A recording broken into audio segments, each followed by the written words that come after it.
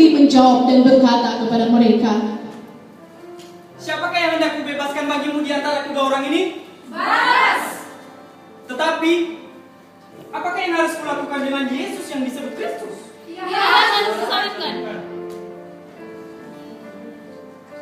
Tetapi, kejahatan apakah yang telah dilakukannya? Ia harus disalibkan.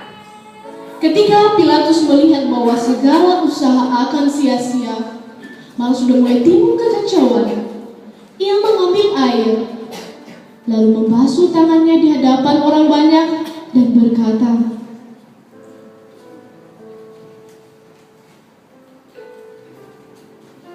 "Aku tidak bersalah terhadap darah orang ini.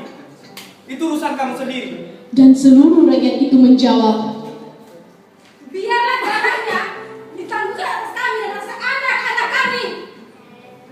Lalu ia membebaskan Barabas bagi mereka, tetapi Yesus disesanya dan diserahkannya untuk disalibkan.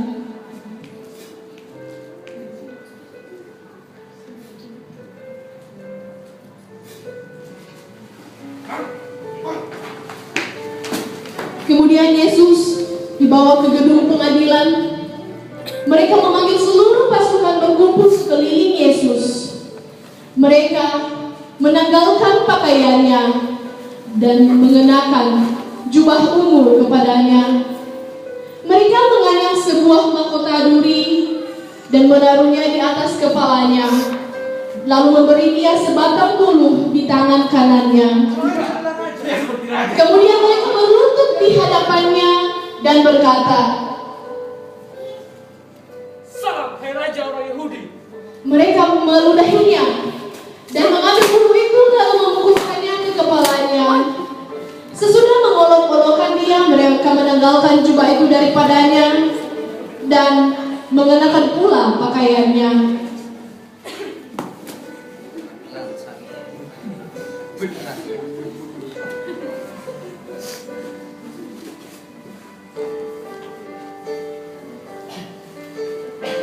Lalu mereka membawa dia keluar untuk disalibkan.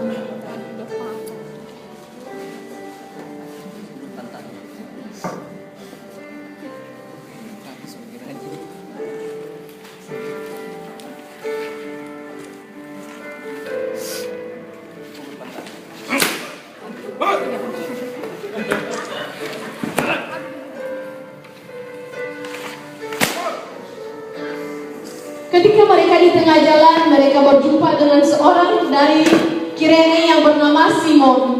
Orang itu mereka paksa untuk memikul salib Yesus.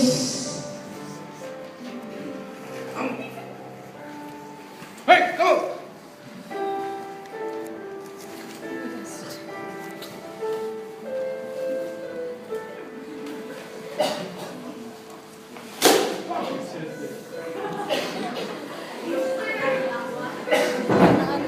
Maka sampailah mereka pada suatu tempat yang bernama Golgota, artinya tempat tengkorak.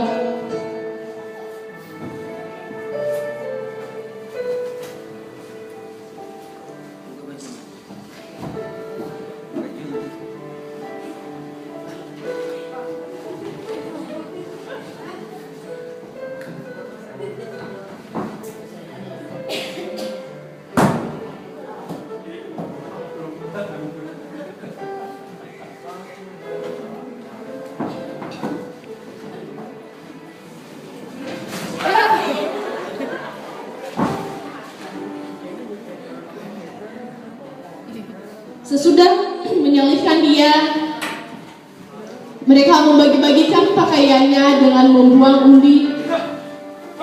Lalu mereka memberikan dia minum anggur asam bercampur empedu. Setelah ia mengecapnya, ia tidak mau meminumnya. Kemudian mereka duduk di situ, tinggal menjaga dia. Dan di atas kepalanya terpasang tulisan yang menyatakan alasan mengapa ia dihukum. Inilah Yesus, Raja orang Yahudi. Bersama dengan dia disalibkan dua orang penyamun, seorang di sebelah kanan dan seorang di sebelah kirinya.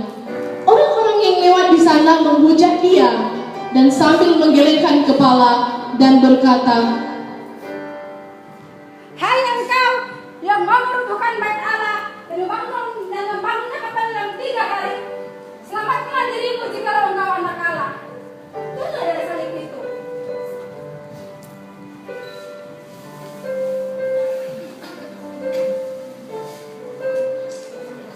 Demikian juga imam-imam kepala bersama-sama ahli-ahli Taurat dan tua-tua mengolok-olokkan dia, dan mereka berkata, Orang lainnya selamatkan, tetapi dirinya sendiri yang tidak dapat selamatkan. Ia raja orang Israel. Baiklah ia turun dari salib itu, maka kami akan percaya kepadanya. Ia menaruh harapannya kepada Allah.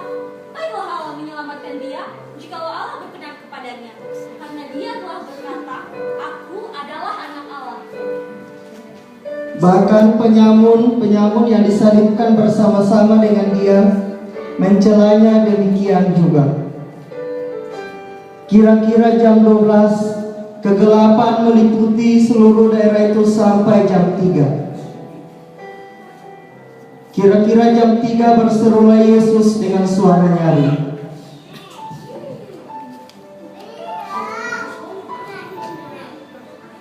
Eli, Eli lama sabachthani. artinya, Allahku, Allahku, mengapa engkau meninggalkan aku? Mendengar itu, beberapa orang yang berdiri di situ berkata, Ia memanggil Elia. dan segeralah datang seorang dari mereka yang mengambil bunga karang, mencelupkannya ke dalam anggur asam, lalu mencucukkannya pada sebatang bulu dan memberi Yesus minum. Tetapi orang-orang lain berkata, Jangan. Baiklah kita lihat, apakah Elia datang untuk menyelamatkan dia. Yesus berseru pula dengan suara nyaring, lalu menyerahkan nyawanya. Dan lihatlah, tabit bait suci terbelah 2 dari atas sampai ke bawah, dan bukit-bukit batu, dan terjadilah gempa bumi, dan bukit-bukit batu terbelah, dan kuburan-kuburan terbuka, dan banyak orang kudus yang telah meninggal bangkit. Dan sesudah kebangkitan Yesus, mereka pun keluar dari kubur lalu masuk ke kota kudus dan menampakkan diri kepada banyak orang. Kepala pasukan dan prajurit-prajuritnya yang menjaga Yesus menjadi sangat ketakutan